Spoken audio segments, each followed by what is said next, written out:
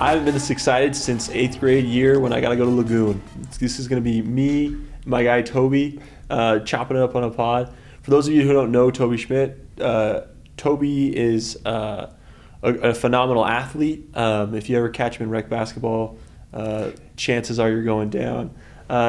He's a great friend, but also a phenomenal sales rep. Going on his second year here selling at Bird, and third year in the industry though, because you sold solar before that, right? Yes. So cool. So Tobey's got a rich history in door-to-door. I'm losing my voice there. And we're excited to just have you on, man. Thanks for coming. Yeah, thanks for having me. So, well, cool. Tobey, just kind of hopping into it. Where did your sales journey begin? Did it start with your first year in solar, or like maybe did you have a popsicle stand growing up?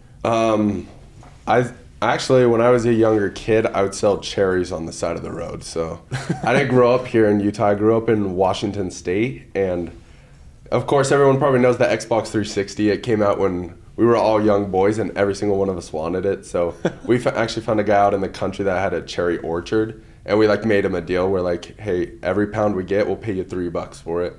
So we picked every pound $3, and then we sold it on the side of the road for $6. So we made the 150% margins right there. So that's actually where it started. And so did you get the Xbox? Were you playing Halo? Oh, not just, yeah, all my brothers did. Three of us all got Xboxes that day. People like cherries, those Rainier cherries. So you guys did you get one Xbox, or did you guys all get separate? So we all got separate Xboxes because we probably would have fought. So we all wanted our own Xbox. So we had a goal to hit. It was $900, and we all hit that $900 goal and just split it evenly right there. Dude, that's awesome. So the brothers were just picking cherries. That's an awesome story. Yeah, no, it was we started at 5 a.m. We'd get done at 9. Just go hit the side of the road. And we'd sell. It was boys. That's awesome. Well, no, and I love hustling young. When I was little, I had a burrito business that I had. I sold some watches, and I think those early stories they really do contribute to your first year going out and selling and whatnot. But let's talk a little bit about maybe where door-to-door started. So I mean, your first year or first summer going out selling, you went out and sold out solar. Solar, yeah. What were some of the things that you picked up maybe along that first year that still impact you today, that you're I learned this skill, or I learned this from going out and selling? So when I was out doing sales, there's two things that I learned that I was wow, you can make money in this industry, but I also learned throughout my whole life. First off, there was a book I read. It was called, if you've ever read The 4-Hour Work Week. Yeah. I'm trying to think who it was, but I didn't understand what passive income was, how to live freely and enjoy life while you're making money. So one of my sales manager out there told me to actually read this book, so I did, and it changed my perspective on money. And then door-to-door, it honestly started from the mission. I was out on the mission, and I had friends doing door-to-door. And back in the day, I didn't believe, of course you hear these big numbers, you're that's not true. I was how do you do that in 4 months? It's a scam. Yeah, it's a scam. And then when I actually tried it for myself, I saw it was real. I saw that you could do door-to-door and feel fulfilling doing it and grow while you're doing it, because it's not an easy job, but I've never had a job where I've grown more from something in such a short amount of time. That's cool.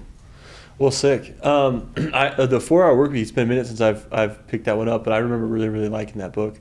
So and that's a cool one. That's one we haven't heard on the pod before. As far as maybe some sales influences that you had, who have been some people that maybe along that beginning part of that journey taught you a lot about sales? Maybe there's someone in your family, maybe there's someone in an office, or just a friend that kind of picked you up and took you to the next level. Well, I would say probably first off, you. Just coming into the company and seeing how you turned your sales career into its own business. You sold pest control, and I saw that you love doing that. So then you're I can help other people, and you did your own business, because in the future, I want to own my own business, open one. So I saw that you can hit those goals as long as you enjoy what you're doing and you can help people. So I think learning from you that sales helps everybody you bring in. When you're recruiting and stuff, I was always nervous. They would think I just want money off them, when that's not the truth. You can just go out there and sling doors and make a lot of money and change your future. And then another one's probably Oakland. Good sell. Oakland's a dog, but this summer, like he wanted to hit a golden door, and sometimes he just wanted meeting at 10, like on the dot, and then he would get out on the doors. In my head, I'm like, how do you do that? But but I saw he was dedicated to it. He wanted this golden door, and nothing was going to get in his way. And I learned that in just any part of any industry, I'm going into finance, or if you're a doctor, if you want something, you're going to have to dedicate it, and you're going to have to go through suffering to get there. And I learned that through Oakland. Like, he did it, and he knew he was going to get that goal, and he did it in the end of the day. So you two are probably the biggest ones in the door-to-door industry. And then, of course, I listen to, like, other people like Sam Taggart and stuff, but at this company and like in person, you guys are probably the ones I've learned the most from. No, I appreciate that. And to go on what you said about like my business and journey, one of the cool things that I think that you're even seeing right now is your summer sales career. It kind of is like your own business on like training wheels. That's how I felt when I was going through the camp at Romney. I was like, holy cow, like I kind of am my own business. Whatever I put into this, I get out. And I think that's one of the coolest parts about this job is it gives you a great like lesson in how to own and operate your own business. As far as Oakland goes, I totally agree with you. And I like what you said about like if you really just want a goal, you just have to be willing to set aside the time, the mental energy. And a lot of times those goals take a lot more than we realize. Yeah. And sometimes when people are starting out, they set a goal of like, oh, I want to get this or that. And one thing that we always talked about heavily probably the year before you got here is never lower a goal.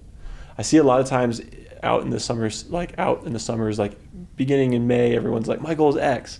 And then a lot of people in June or July, they're like, well, my goal is this now. And they change it to something lower. But I think don't change the goal, change your effort.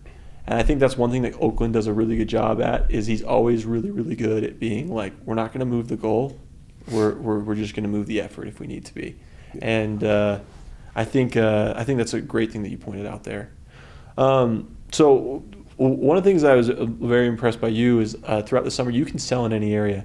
I think a lot of people like will gripe or complain or be like, I can't do this. But you were always someone that just was very resourceful and made the best of whatever situation you were put in. Where do you think that comes from? Is that sports? Is that like a family thing? Like, kind of talk to me on that. I think it comes from sports. Like when I played basketball in high school and growing up, and I always had a mentality that I was the best one on the court. Like, that's what I thought, even though I wasn't. To honest truth, there were some guys that are just really good. They play D1 now, NBA, and I knew logically I wasn't the best, but in my head, that's always the mindset I had going in. So I would go out and compete with everybody, and that came over to door-to-door sales in any area, because I would see people like on my team, like Ryan or Oakland, they sold in an area, and I'm like, I could sell there too. Like, I can go do that, even if it's going to be hard, because there's people that are going to want pests. It's just if you're willing to work hard. And honestly, the first month I was doing sales, I did not have that mindset. I was like, I found what I liked, like a cookie cutter or like a country hood, and I was like, that's the only place I'm going to sell. But then when I got that mindset, I started selling less because I was only convinced I could do that. So I'd say it was probably June time, like mid-June is when I switched, like kind of turned that knob, because and we sold in San Antonio last summer, and you might know Canyon Lakes area. I could not sell there my first month. And David Jones, he went out there and like sold like 50 in one area. Like, he was in the same area for like 2 weeks selling. Shout out David Jones. It was crazy. So then in my head, I was like, dude, I can go sell there. So from that moment, I was like, I could compete with any of these dudes. I was like, I can sell anywhere. And it's not about the hood or the people. It's really just about like your mentality and where you are. Yeah. No, I like that a lot. And I also think it's good as a manager to realize that like sometimes like you have to read people just as much as you're reading areas. Like maybe you didn't love Canyon Lake, but then David went and tore it up. And it's also good to see stuff like that because it reminds you to like, hey, if you can do it over there, I could too. Maybe I just was in a bad situation, a bad headspace. And learning to, I don't know, it's nice to have a lot of good people around you to pick you up and take you to the next level. Yeah, it is.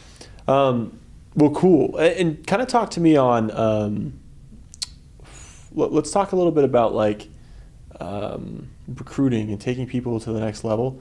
So I mean, one of the things that I've known about you just from the very beginning, you're a very likable guy. People enjoy being around you. You're a leader in your friend group. and you brought people out to sell and stuff like that. What have you learned along the way, kind of like recruiting? What are some things that like you've like, oh, when I did this, this went well, and then when I did this, it didn't go great. So what are some things that you're like, what's some tips or tricks you have on like recruiting and managing and helping other people? So I would say on recruiting, I talked about this a little earlier, but I used to have in my mind, I was like, I don't want the recruits to feel like I'm just doing it for the money. I want them to know that this has changed my life. And I say that's the first tip. You just don't have that in your mindset when you're going out to recruit. Like, know that you're helping those people because sales can change their life. And a lot of the kids that are in the door-to-door space are in college or right out of high school, and $40K, $80K, that's a lot of money. I put it in perspective. I used to do construction, and throughout the whole summer, I would make about $4,000 a month, and by the end, that's $16,000. I thought I was like the richest guy in the world. Like, out of all my friends, I was like, wow. I was like, I'm in a good place right now. And then I went on my mission. I got back, and when I got into the door-to-door, the money is really different in this world. But my manager was super good at letting me know that this was going to change my life, not his. He was letting me know, hey, this is for your opportunities, and I saw that. It kind of set me up to get a car. It paid for my schooling. And so when I saw that, I was like, wow, I really want that for others. So, Aaron Sessions, he was the first person I went to because he's probably one of the closest people to me. And I was like, dude, you got to do this. I was like, you're going to make a lot of money.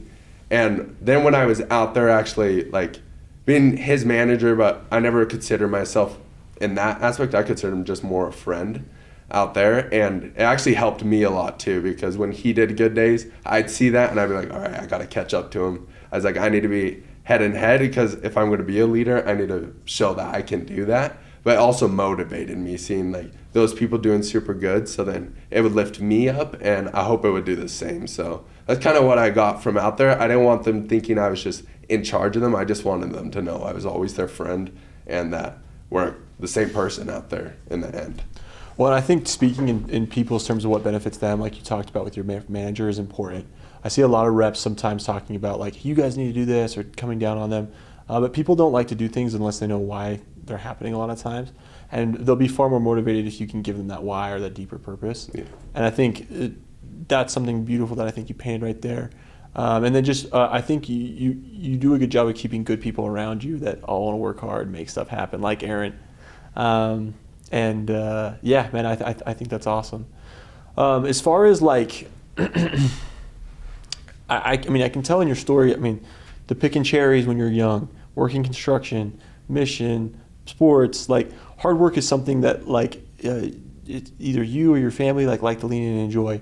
Is there any like stories you've read or books that you liked or things that like kind of like it taught you a lot about hard work, or like maybe an experience that you're like, this is something that like instilled a lot of hard work in me or a person? Yeah, well, I would say the first one that installed the hard work was, of course, basketball and probably the mission. The mission's when it was like changed me from, I'd say, a boy to more like a mature man, because I was like, wow, life's really not given to you. I always had my like mom and dad there to kind of like, if something was going wrong, I could go to them. But during that time period, I couldn't, so I had to figure it out for myself. So I would say the most growth over a time period was definitely my LDS mission. And the reason for that is it made me realize it's not about me, it's about other people. So I would say hard work. When I work hard, I always have in mind like someone else. Because if I have it in, I feel more like selfish and I don't feel motivated, to be honest. Like if it's a bad day and it's just about me, I'm like, well, I'm just going to go home, play video games, be in my comfort zone. But on the mission, I realized that if I'm just thinking about others while I'm doing this, like, for example, like when you're out there, you want to bring people to Christ, of course. And so that's what motivated me out there. But on the doors, what motivated me is like my wife, for example. I was like, I want to give her a good life. I don't want to ever struggle. So I want to get to that point where my family can look up to me and know that if they work hard, they're going to get the things they want. So I'd say probably the family's the number one thing for me, and like the workplace that motivates me to work hard so they can just have a good life. And then a story from when I was younger, probably just watching my dad when he was younger. My dad grew up on a farm, so he like drove tractors and stuff, and being a little kid, of course, we probably all liked tractors or cars. So me just seeing that when I was younger, always like kind of like I was like, wow. I was like, I want to work hard, hit my goals. But then I would say when we were in middle school, he would make us carry pipes, like pipe work on the fields. So we'd wake up at like 5 a.m. when it's still like even in the cold times, we'd like wake up and go lift it. I hated it with a passion. I just wanted to sleep in, and I was not happy back then. I was really mad at him. But looking back at it, that's kind of where a lot of that work ethic came from. Is if you, like for example, he needed to work, and he taught us that you had to get up and go do this, even if you don't like it. In the long run, it's going to be worth it. So I'd say a lot of the work ethic came from farm work, honestly. That's cool. No, and you really do, like, hard work, I feel like, is just learning from example. I remember when I went out and worked for my uncle, just seeing how he structured his day and what he would do. I remember that pushed me to be like, okay, I'm gonna do that. Like I'll get up at 6. I'll run in with the technicians. I'll do all those different things. And so I think just finding people that do work hard is a gift in life, and also something that you want to surround yourself with. Well, awesome. As far as like some of your favorite like sales closes, what are some ones that you're like, oh, like when I learned this one this past year, like it changed the game for me? Or maybe one that you thought was fun that you like, oh, I implemented this one and like it brought a lot of success. Closes wise, usually I would do like, I'd make them like hop on the bandwagon. Is my number. That's what worked best for me personally. Is if like, let's say Susan down the road just bought on, I would just lean on that the whole time, because when they had someone they felt comfortable with, I'd show them on the map. I'd be like, yeah, Susan right here. It gave me more room to just like be their friend, be comfortable. I'm like, yeah, your neighbor trusts me, so I was like, I hope you will trust me. This benefits her. So I'd say that was the number one close. And actually, I didn't learn that in the solar world. I really didn't. Where I learned it is the first day I was like kind of shadowing Oakland. It was me and Aaron were shadowing Oakland. Oakland just like knew, like he would know the neighbors around there, and he would just like know it. Like he went up to the guy and he goes, yeah, I work with Susan down the road, this person. And I just saw the person's like attitude switch from like defensive to relaxed. Like I would see that and I was like, whoa. So that's what honestly changed my sales. Like it gave me so much confidence, because I would just, before an area, I would memorize like the people in that area. And then when I went out to kind of close them or help them out, is what I always think about it, is I would just memorize them and use that bandwagon close. So I would use all the neighbors to help them feel more comfortable.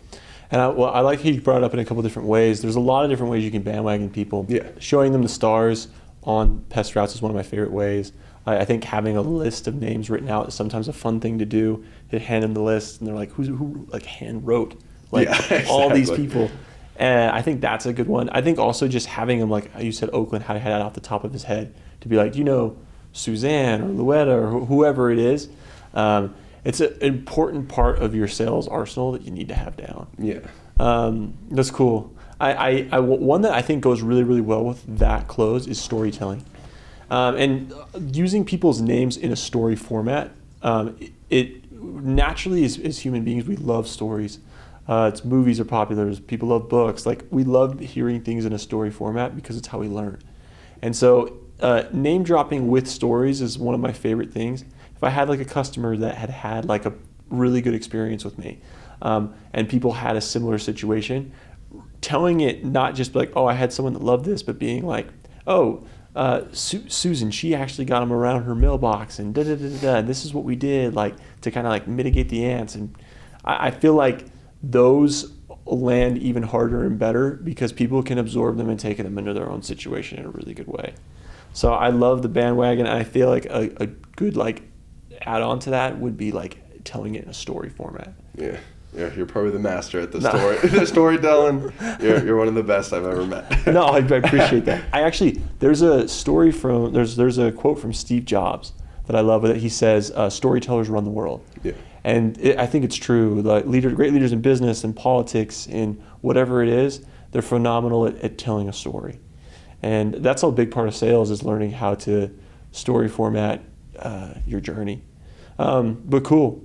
I guess kind of transitioning, let's talk about some of your favorite athletes and like who you've learned from, like, and that have affected your sales career. Who are some people that you've always looked to be like inspiration in that corner? Is there anyone like that you're like, oh, like I really liked this from Tom Brady, or I liked this from? I'd say for basketball wise, there's just I think all of them are great. I definitely have always watched LeBron. I'm a big LeBron fan, but I just like how he's always stayed so consistent, and it's not because he was just naturally born like that. He puts time and effort into his body. Yeah. So like people talk about longevity and being able to do that.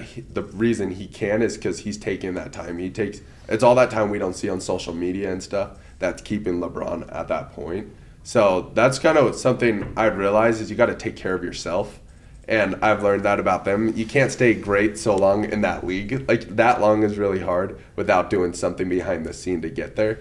So I've always liked that a lot. And then Tom Brady is like, I think everyone knows as a leader. Like, being, was he 197th pick? Or he was way down there. 6th round. Just seeing, like, his tenacity and just, like, wanting to be there. He told the coach he's going to start. That one time when he was just on the team, to seeing that all those teams he brought to the Super Bowl, the reason is he taught them that they're a family, and he was a good leader. And that's something I've always kind of idolized and looked up to, and that's what I want to learn is how to be a good leader, because I think a good leader in any area of the world, in church, family, work, pest control, you have a good leader, things are going to go good, because they learn how to make everybody else feel important and just as much as them. And that's one thing I love about Tom Brady. Like, you could see out on that field that he would have teammates like Edelman, Gronkowski, and you could see they're all superstars out there. It's not just Tom Brady, it's his team. It wasn't just Tom Brady, I'm in charge, it's the team work. And that's something I've tried to always implementing. Like, when I was in high school, I tried implementing that. Yeah. That's something I always just want to work at, learning how to be a leader, but at the same time making everybody else a leader too around you, because there's no reason for you to just be the only one. Yeah, everyone can. Well, and you're good at that. You're good at bringing a community together, connecting everyone. And one thing I do like about that Patriots team is they're still boys to this day. Like, they're always chopping it up on pod. And one thing that I like about them a little bit different than like the '96 Bulls with Jordan and stuff is there's beef between all those guys. Yeah. But I do like that Brady was able to connect them all in a way where they all feel like they're just dogs. Besides him and Belichick, I feel like they got there's some beef there. Man. But yeah, all the athletes, I feel like they love each other. So, well, cool. Tobey, it was fun learning from you, man, and thanks for coming on today. Before we hop off, is there any one just tip that you're like, hey, this is something that was kind of top of mind for me, and I feel like it could help everyone that's listening? Okay, so in the door-to-door space is what you're asking? Yeah, door-to-door, just generally, for this community, for anyone at Bird, you're like, hey, I think this is something that helped me along my sales journey. Okay, I would say for first-year reps, I would say when you get out to area, just get out of the car. That first door I learned is the hardest door for me, and sometimes I would struggle with it, and I learned just you park, get out of that car. Just get out, because there's some demons there that will try fighting you. Just get out of that door. And that's what helped me a lot, because you getting out of that door instead of just waiting, being on your phone, feeling the air conditioning for 30 minutes, you could get 2 sales. I saw that all the time where Oakland or Stockton in Utah would already have sales. Well, and then I just got out. I was like, whoa. So I learned to just get out of that door for first year reps. It makes the whole summer so much better, because you don't stress about that. And I would say just have a good schedule. That's something I learned throughout the summer. I learned a good time to wake up at. I like working out in the morning, so I started working out in the morning, eating way healthier, and I felt I was more positive throughout the day. So those would be my tips, keeping those 2 things, the mental space right. That's awesome. And one thing that I wish I would have done, my whole sales career, I ate like garbage, but even hearing you talk about hey, I wish I would have ate better, I feel like your mind is just so much it's just so much more capable when you have the right foods in you. And I would have loved to see what I could have done, not on Snickers or Coke and whatever Chick-fil-A was serving that day. You'd have been the Michael Jordan. No, I think those are great tips, and I like to keep to your schedule. getting out of your car, emotion's the lotion. If you can just get out and make stuff happen, people start buying pest control. So, Tobey, thanks so much for coming on, brother. We love you and appreciate you sharing some thoughts with us. Of course, thank you.